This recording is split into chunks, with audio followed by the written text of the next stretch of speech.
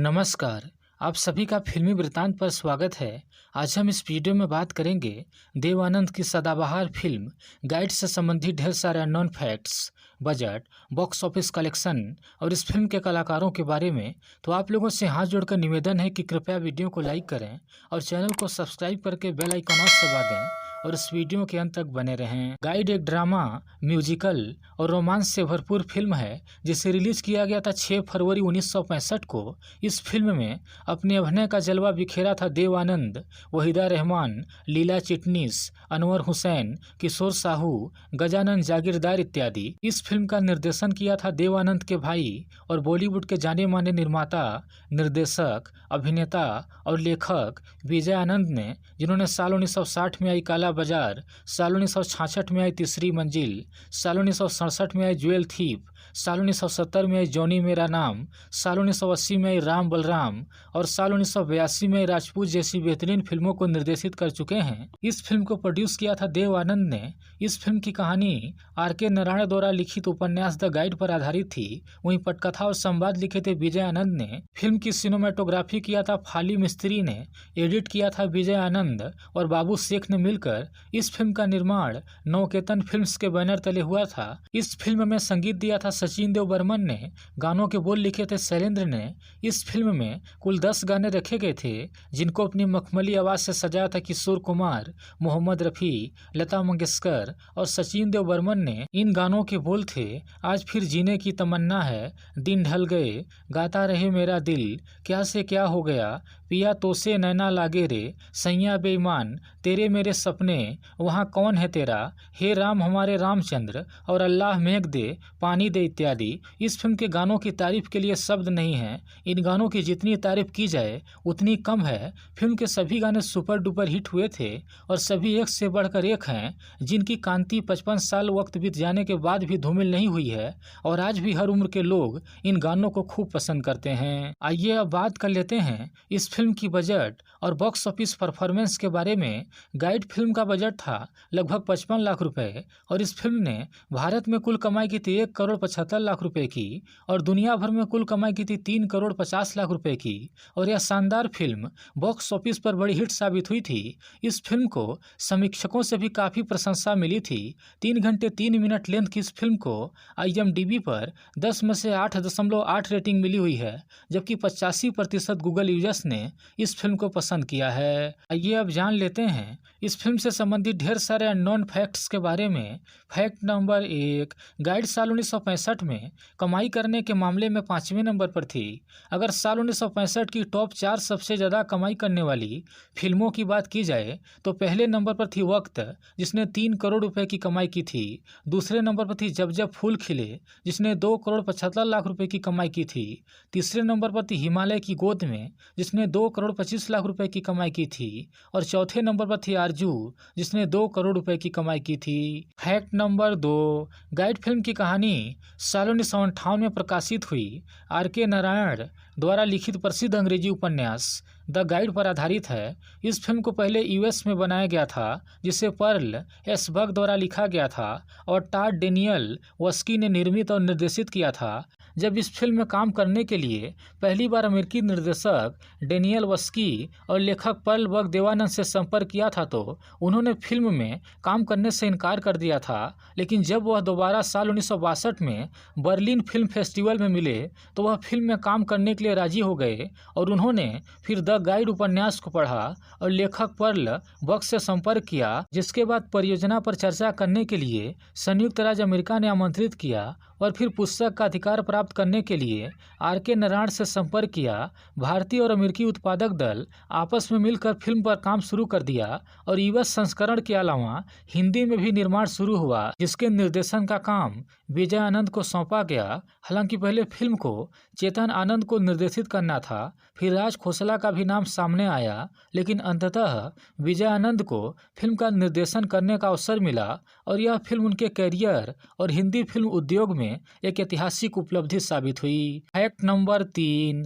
Guide Dev Anand की पहली रंगीन फिल्म थी। इस फिल्म का एक गीत आज फिर जीने की तमन्ना है को राजस्थान के चित्तौड़गढ़ किले में फिल्माया गया था। वास्तव में गीत गीत के दौरान एक दर्पण पर नायिका का प्रतिबिंब अलाउद्दीन खिलजी की ऐतिहासिक कहानी से प्रेरित है, जिसमें अलाउद्दीन खिलजी ने दर्पण में रानी पद्मिनी को एक झलक देखकर मंत्रमुग्ध हो गया था। इसके अलावा इस फिल्म की शूटिंग उदयपुर राजस्थान और महबूब स्टूडियो मुंबई में की गई थी।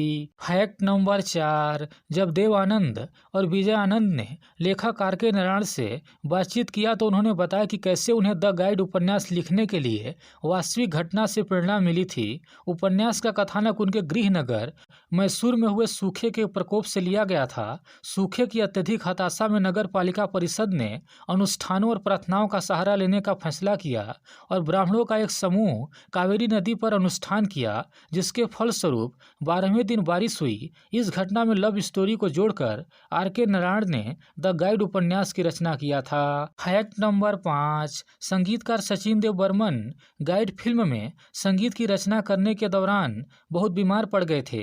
इस दौरान बर्मन ने देव आनंद से फिल्म के लिए कुछ अन्य संगीतकार शामिल करने के लिए अनुरोध किया, लेकिन देव आनंद ने कहा कि आपके अलावा फिल्म में कोई संगीत नहीं दे सकता, मैं आपके ठीक होने का इंतजार करूंगा। और फिर बर्मन ने ठीक होने के बाद कालजयी गीतों की रचना किया, जिनकी मधुर गूंज आज तक कायम है। फैक्ट नंबर 6, जब निर्देशक विजय आनंद गाइड फिल्म की स्क्रिप्ट पढ़ते थे तो बुरी तरह से डर जाते थे, क्योंकि वह सोचते थे कि इससे देश की छवि विदेशों में खराब हो जाएगी, और इसलिए उन्होंने फिल्म को 2 बार निर्देशित करने से इनकार कर दिया था और फिर देव आनंद के समझाने के बाद तीसरे प्रयास में सहमत हुए थे। फैक्ट नंबर 7, जब फिर जीने की तमन्ना है गीत को रिकॉर्ड किया गया था तो देव आनंद को यह गाना पसंद नहीं था, लेकिन भाई विजय आनंद के आग्रह पर उन्होंने गाने को शूट करने का फैसला किया था। हालांकि जब गाने की शूटिंग खत्म हुई तो देव आनंद ने अपना विचार बदल दिया और गाने को फिल्म में रखने के लिए सहमत हो गए थे और यह सदाबहार गीत बन गया। फैक्ट नंबर 8, अभिनेता K. N.. Singh the guide film के अंग्रेजी संस्करण के कलाकारों में शामिल थे, लेकिन वह भारतीय संस्करण में नहीं थे।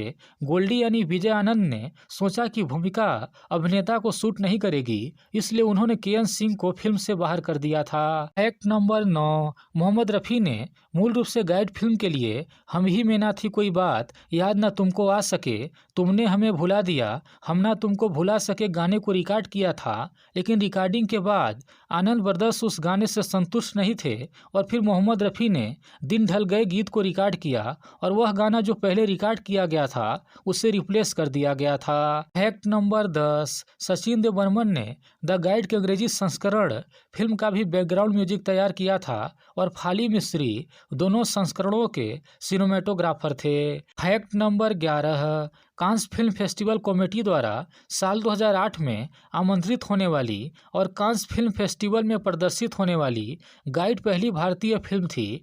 फ्रांस के तत्कालीन भारतीय राजदूत के साथ देव आनंद ने इस कार्यक्रम के लिए रेड कारपेट पर कदम रखा था और उस वक्त देव आनंद के बेटे सुनील आनंद भी साथ में थे। फैक्ट नंबर 12, गाइड फिल्म के एक गीत अल्लाह मेघ दे पानी दे को साल 1984 में आई शराबी फिल्म के गीत दे दे प्यार दे के रूप में फिर से बनाया गया था। बता दें कि अल्लाह मेघ दे पानी दे गीत बंगाली लोकगीत से अनुकूलित था, जिसका श्रेय बंगाली गायक अब्बास उद्दीन अहमद को दिया जाता है। फैक्ट नंबर 13, फिल्म के लिए आनंद ब्रदर्स ने गीतकार के रूप में हसरत जयपुरी से संपर्क किया था, लेकिन हसरत जयपुरी के द्वारा लिखे गए गीतों से निराश होने के बाद उन्होंने गीतकार शैलेंद्र की ओर रुख किया।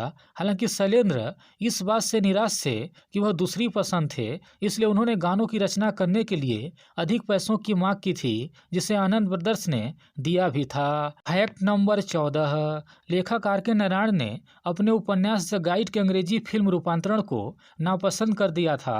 उन्होंने पत्रिका लाइफ के लिए फिल्म की अंग्रेजी संस्करण की समीक्षा करते हुए इसे द मिस गाइड कहा था, जबकि हिंदी संस्करण की उन्होंने तारीफ किया था। बता दें कि गाइड का अंग्रेजी संस्करण अंतर्राष्ट्रीय बाजार के लिए बनाया गया था, जबकि भारतीय संस्करण को भारतीय दर्शकों के लिए बनाया गया था। यही कारण था कि दोनों फिल्में एक जैसी नहीं हैं। हालांकि दोनों फिल्मों की कहानी एक ही है, लेकिन उन्हें अलग अलग तरह से बनाया गया है। फैक्ट नंबर 15, शुरुआत में रोजी यानी वहीदा रहमान की भूमिका के लिए विजय आनंद की पहली पसंद वैजयंती माला थी, लेकिन बाद में वहीदा रहमान को ले लिया गया क्योंकि वैजयंती माला थोड़ी गोल मटोल थी, जिससे स्लिम देवानंद के साथ जोड़ी अच्छी नहीं लग रही थी, जबकि देवानंद और वहीदा रहमान की जोड़ी जम रही थी और वहीदा रहमान ने फिल्म में बेहतरीन अभिनय किया है। फैक्ट नंबर 16, गाइड फिल्म के एक गीत वहाँ कौन है तेरा मुसाफिर को एस.डी. बर्मन ने अपने एक बंगाली गीत डर कौन पोर बसे के लिए पहले इस गीत की धुन का उपयोग किया था। फैक्ट नंबर 17, गीत गाता रहे मेरा दिल तू ही मेरी मंजिल गीत को पहले ही रिकॉर्ड कर लिया गया था, लेकिन इसे फिल्म की शूटिंग पूरी होने के बाद फिल्म में जोड़ा गया था। फैक्ट नंबर 18, दिन ढल जाए रात न जाए गीत की पहली लाइन वास्तव में हसरत जयपुरी ने लिखा था, लेकिन निर्देशक विजय आनंद इस लाइन से खुश नहीं थे और हसरत जयपुरी विजय आनंद के साथ बहस के बाद फिल्म से बाहर हो गए थे, जिसके बाद शैलेंद्र ने हसरत जयपुरी की जगह लिया था। लेकिन विडंबना यह है कि शैलेंद्र विवादास्पद लाइन को बरकरार रखा, जिसके कारण हसरत जयपुरी को फिल्म से बाहर होना पड़ा था।